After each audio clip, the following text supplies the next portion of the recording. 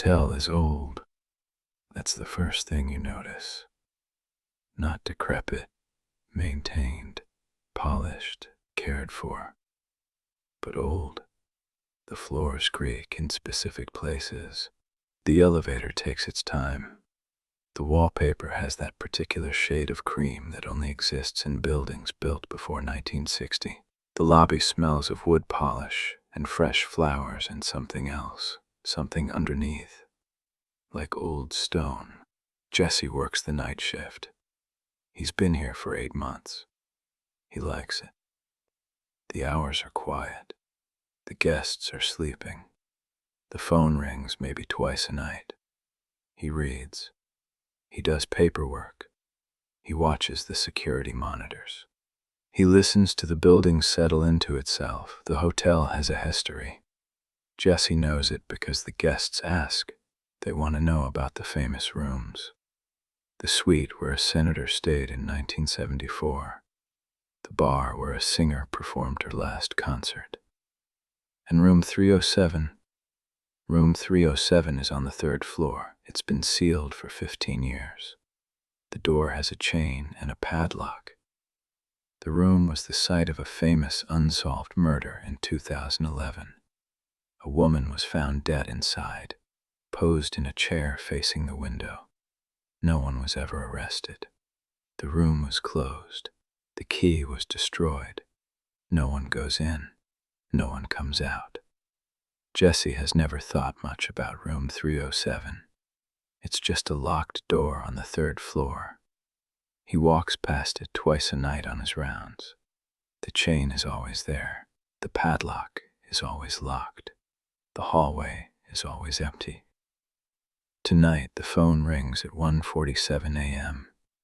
Jesse picks up. Front desk. A woman's voice. Clear. Calm. Can you send up extra towels? Jesse grabs a pen. Certainly. Which room? 307. Jesse pauses. His pen hovers over the notepad. Ma'am, that room is out of service. Let me check your name. He pulls up the reservation system. He searches for room 307. The system returns nothing. The room isn't even listed. It's as if it doesn't exist. Ma'am, I'm not finding a reservation for room 307. Can you confirm your name? Silence. Then, I'm in room 307. I've been here all evening. The towels, please. The line goes dead. Jesse listens to the dial tone. He puts the phone down. He sits there for a long time. He grabs a stack of towels. He takes the elevator to the 3rd floor. The hallway is empty. The carpet is old, a pattern of diamonds and faded burgundy. The walls are cream. The lights are dim. At the end of the hall, room 307. The chain is there. The padlock is locked. The door is solid wood, painted the same cream as the walls. There's a peephole. Jesse doesn't look through it. He stands there. He listens. From inside the room, he hears a TV, muffled voices, a commercial, a woman laughing. The sounds are clear, but distant, as if the TV is on the other side of the wall. Jesse presses his ear to the door. The wood is cold. The TV goes silent. A voice whispers through the wood, soft, close, as if the woman is standing on the other side of the door, her lips an inch from the peephole. I know you're there. The towels, please. Jesse steps back. His heart is pounding. The hallway is empty. The carpet is faded. The lights are dim. He looks at the chain. He looks at the padlock. He looks at the door. He sets the towels on the floor. Outside the door, a neat stack, white, clean, folded. He walks to the elevator. He goes back to the front desk. He sits down.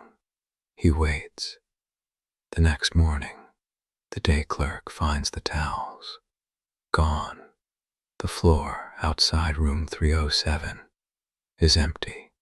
No towels, no note, nothing. The chain is still there. The padlock is still locked. The door is still closed. Jesse doesn't mention it to anyone. Who would he tell? The night manager would think he was losing his mind. The day clerk would laugh. The guests would be disturbed. He saw nothing. He heard nothing. He just left some towels outside a locked door, and they disappeared by morning. The next night, the phone rings at 1:47 a.m. Front desk. Can you send up extra towels? Which room? 307. Jesse grabs the towels. He takes the elevator. He walks down the third-floor hallway. He sets the towels outside room 307. He goes back to the desk. He doesn't listen at the door this time. He doesn't press his ear to the wood. He doesn't hear the TV, or the laughter, or the whisper. He does this every night. The call comes at 1:47 a.m. The same request, the same room. He brings the towels. He leaves them outside the door. By morning, they're gone. He starts to wonder, who is she? What does she need towels for? She's been dead for 15 years. She was found in a chair, facing the window. No one knows who killed her. No one knows why she was posed that way. But she needs towels. She needs extra towels. She needs them every night. Jesse looks up the case. He finds the news articles. The woman's name was Catherine Marsh. She was 34. She was a guest at the hotel. She checked in alone. She was found 3 days later, seated in the armchair by the window. Her hands were folded in her lap. Her eyes were open. She was wearing a white nightgown. The cause of death was never determined. There were no signs of struggle, no signs of forced entry. She just died, in a chair, facing the window. The room was sealed after that. The hotel didn't want the publicity. They locked the door. They hid the key. They pretended room 307 didn't exist. But Catherine is still there. She's been there for 15 years. She watches the window. She waits for the towels. She calls the front desk at 1:47 a.m. every night, because that's what she did when she was alive. She checked in. She ordered towels. She settled in for the night, and she never left. Jesse doesn't quit. The hotel pays well. He needs the job. He has a daughter in elementary school. He has rent. He has a life that requires him to earn money, and the hotel is willing to give him money for sitting at a desk and answering phones.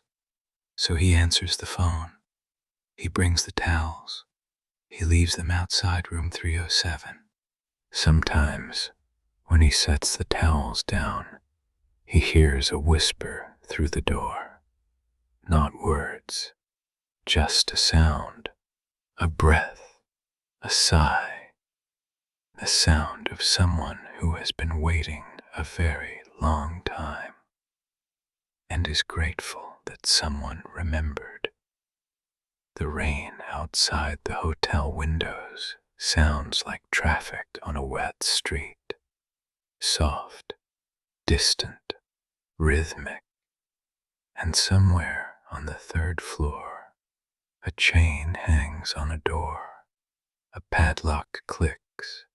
A TV plays, and a woman in a white nightgown sits in a chair, facing the window, waiting for towels that will always come and always disappear.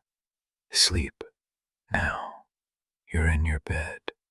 The hotel is quiet. The night is deep, and room 307 is far away.